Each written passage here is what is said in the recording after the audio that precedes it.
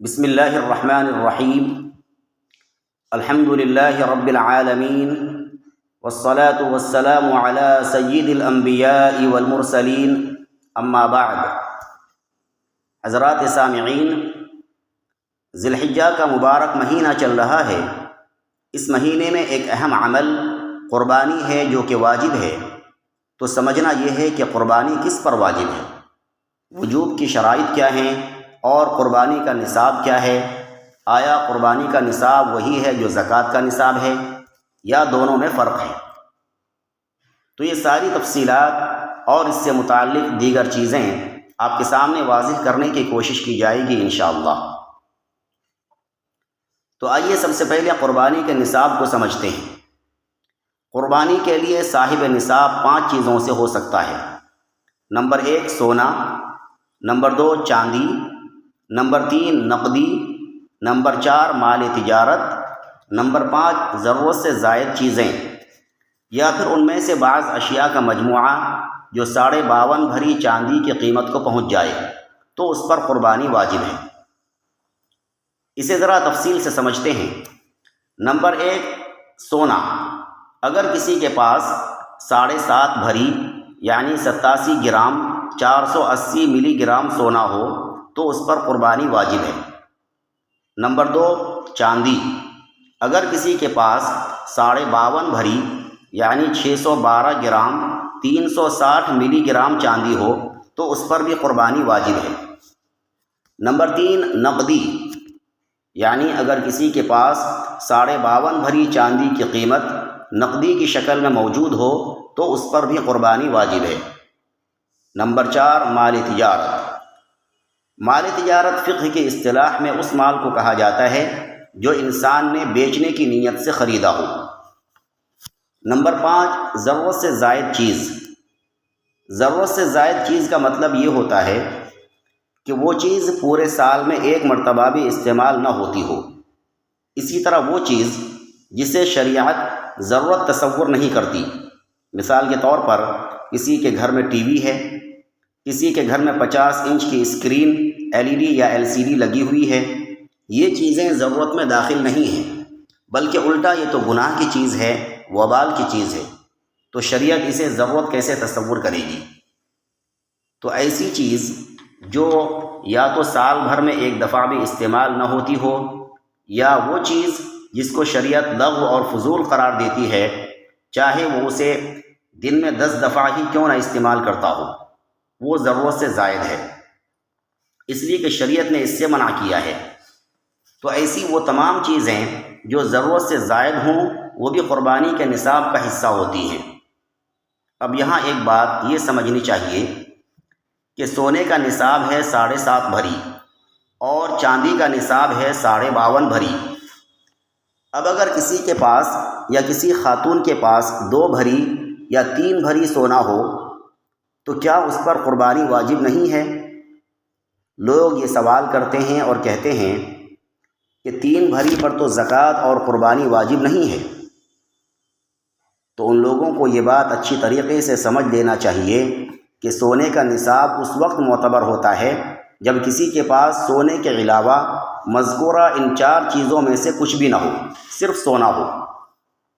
یعنی ان کے پاس نہ چاندی ہے، نہ نقد پیسے ہیں، نہ مال تجارت ہے، نہ ضرورت سے زائد چیزیں ہیں، صرف سونا ہے۔ تو سونے پر اس وقت قربانی یا زکوٰۃ واجب ہوگی جب وہ 7.5 بھری ہو۔ لیکن ظاہر ہے دنیا میں ایسا کوئی بھی شخص نہیں ہوگا کہ اس کے پاس صرف سونا ہو، 1 روپے بھی نہ ہو، الا ماشاء اللہ۔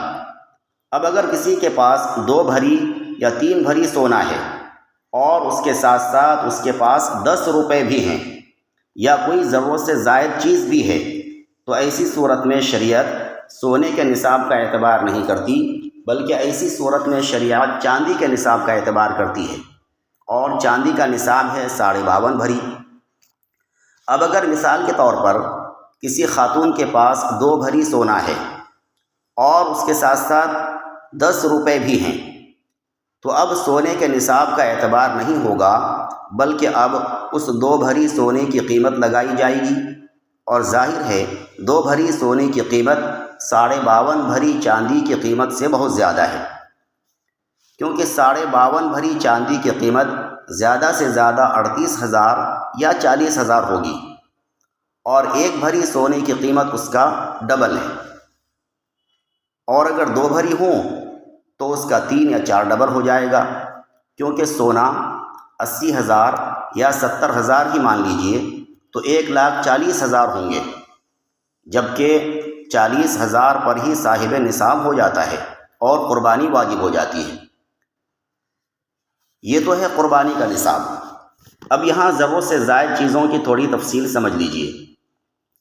ضرورت سے زائد چیزوں میں مثال کے طور پر کسی کے پاس 2 گھر ہیں، ایک میں خود رہتا ہے اور ایک کو کرائے پر دے رکھا ہے، یا اس کے پاس کھیتی کی زمین ہے، تو اس سلسلے میں قاعدہ یہ ہے کہ اگر اس دوسرے گھر کے کرائے پر یا کھیتی کی زمین کی پیداوار پر گزر بسر موقوف نہ ہو اور وہ چاندی کے نصاب کے بقدر ہو تو اس سے بھی قربانی واجب ہوگی، اور اگر اس کرائے اور کھیتی کی زمین کی پیداوار پر گزر بسر موقوف ہو تو اس کو شمار نہیں کیا جائے گا اور اس پر قربانی واجب نہ ہوگی۔ خلاصہ یہ کہ 2 چیزیں ہیں، نمبر 1 ضرورت اصلیہ، نمبر 2 ضرورت سے زائد۔ ضرورت اصلیہ سے مراد وہ ضرورت ہے جو انسان کی جان یا اس کی عزت و آبرو کی حفاظت کے لیے ضروری ہو۔ اس ضرورت کے پورا نہ ہونے کی صورت میں جان جانے یا حد کے آبرو کا اندیشہ ہو، مثلا کھانا پینا، رہائش کا مکان، پہننے کے کپڑے، اہل صنعت و حرفت کے اوزار، سفر کی گاڑی سواری وغیرہ۔ اور ضرورت اصلیہ سے زائد مثلا سردی و گرمی کے کپڑے جو ہر وقت استعمال میں نہ آتے ہوں، ایکسٹرا گاڑی، یا گاؤں کے آدمی کے لیے سال بھر کا غلہ، اور شہر کے تجارتی آدمی کے پاس 1 مہینے سے زائد کھانے کا غلہ اور سامان جو 2 ماہ تک کھایا جا سکتا ہے، تو 1 مہینے کا غلہ اور سامان ضرورت اصلیہ میں داخل ہوگا، اور 1 مہینے کے غلہ اور سامان کی قیمت لگے گی۔ اگر اس کی قیمت چاندی کے نصاب کی قیمت کو پہنچ جائے تو اس پر قربانی واجب ہے۔ ہاں، قربانی کے کچھ شرائط ہیں، مثلا نمبر 1 مسلمان ہو، غیر مسلم پر قربانی واجب نہیں۔ نمبر 2 مقیم ہو، یعنی گھر پر ہی موجود ہو، مسافر پر قربانی واجب نہیں۔ نمبر 3 آزاد ہو، غلام پر واجب نہیں۔ نمبر 4 بالغ ہو، نابالغ پر واجب نہیں۔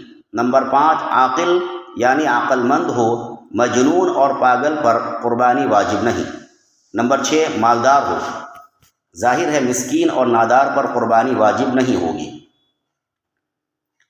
ایک بات یہ بھی جاننا ضروری ہے کہ قربانی کے جانور کی عمریں کتنی ہو، تو اس سلسلے میں تفصیل یہ ہے کہ اگر اونٹ ہو تو اس کی عمر کم از کم 5 سال ہو، اور گائے بیل ہو تو کم از کم 2 سال، اور اگر بکرا بکری بھیڑ دمبا ہو تو کم از کم 1 سال کا ہونا ضروری ہے۔